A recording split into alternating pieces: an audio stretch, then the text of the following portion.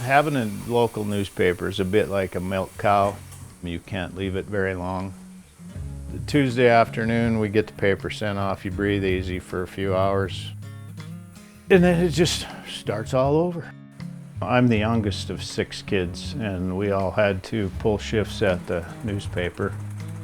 About 6, 7 years old, I started working there. It's been a way of life. It's just what it is. That's all I know. It's a real milk cow.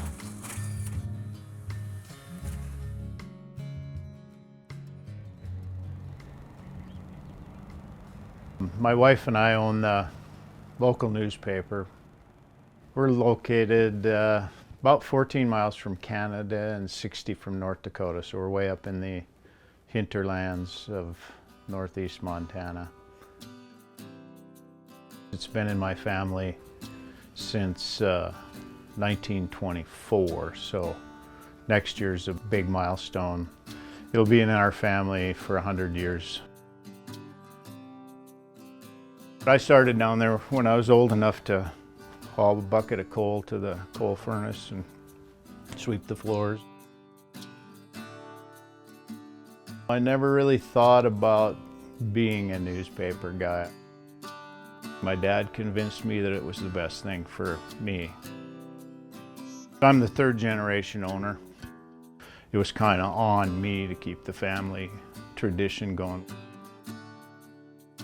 Roz and I met, and we just kind of hit it off. I was in high school and I started going out with Burl, so that meant I had to help out at the newspaper. A friend of mine, we'd come and gather and stuff envelopes. That's how I got started. And then I talked her into sticking around here and going to work at the Leader.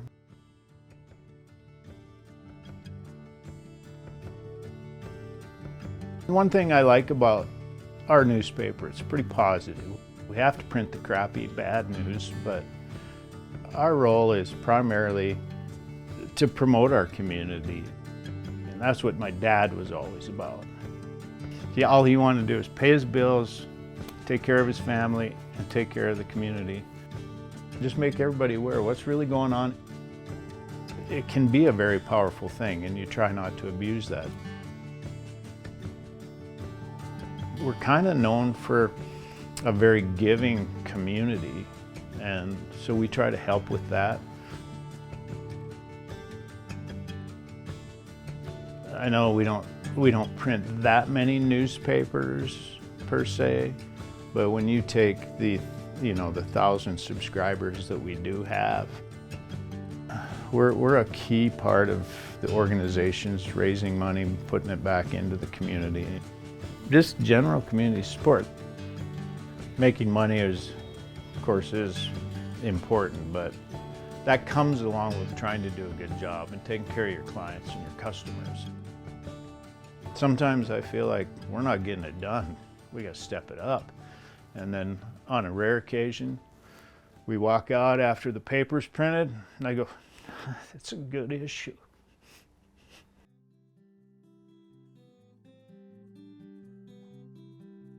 It's just weird the way this worked out, but my wife and I took the train to Seattle. I said, honey, if we could sell the Leader, where do you want to move? Just assuming that we would move if we sold the Leader, right? So all the way out to Seattle, that was primary topic the whole way. And we don't talk like we should. We're like most couples, but this time we were really heart to heart. And we weighed the pros and the cons of living in Scobey, and we just decided this is where we want to be. So we got home on it was one of those rare Mondays that we missed. We got the paper out, got it to the post office, and went home, went to bed, regular old Wednesday night. Thursday morning at about 5 o'clock in the morning, we get a phone call, the building's burning. We sold the Leader to fire that day. And you're thinking, oh, what's going through his mind, Oh, what do we do? What are we gonna do? And I'm going, did we just sell the leader? It's 15 below, it's very cold. So we're standing there watching the building burn, and Mike Stapleton, who's been with us for about 30 years, I'm going, what do you think, Mike? I'm working on next week's issue. Mike just really said, no, we are getting the paper out. So he really pushed and he started in. I go, okay, I guess we didn't sell the leader. Getting a paper out every week has really been a matter of pride in my family, particularly with Roz and I, and so we were able to salvage just a few little things out of the old building while it was still burning.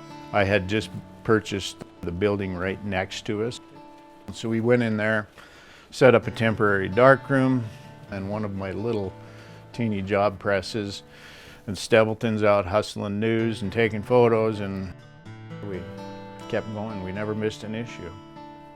So that's a real matter of pride. My grandpa had a fire. He never missed an issue. And my dad, his building got struck by lightning, started a fire. He never missed an issue. So there was no way I couldn't.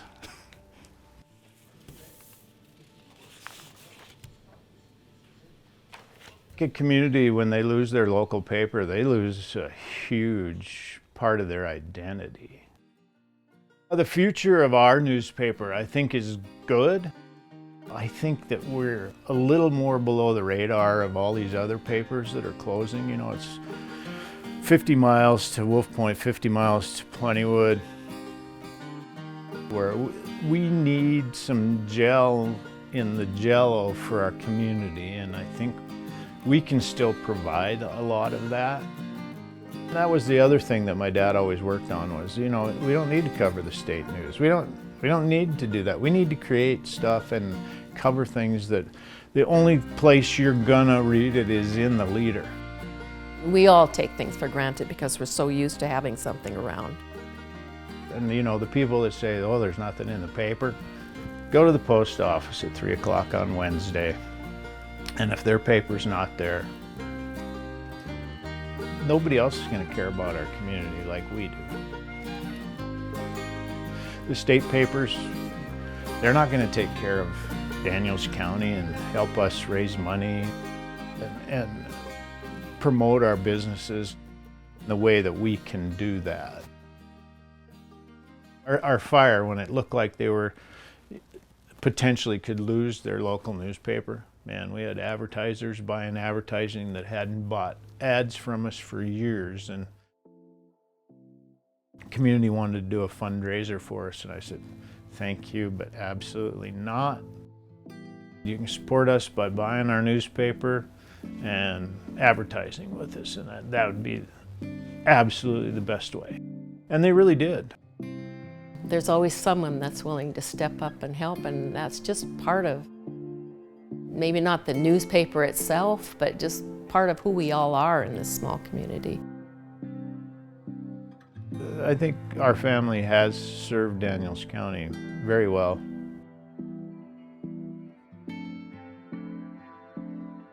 I'm very likely the last bowler to own the Daniels County Leader.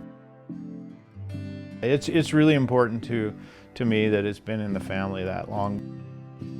It'll be hard. I keep telling my kids, I don't think I could ever sell the Leader. And my son says, Dad, you've never tried. Just take your own advice, run an ad. So I just can't seem to bring myself to do that yet.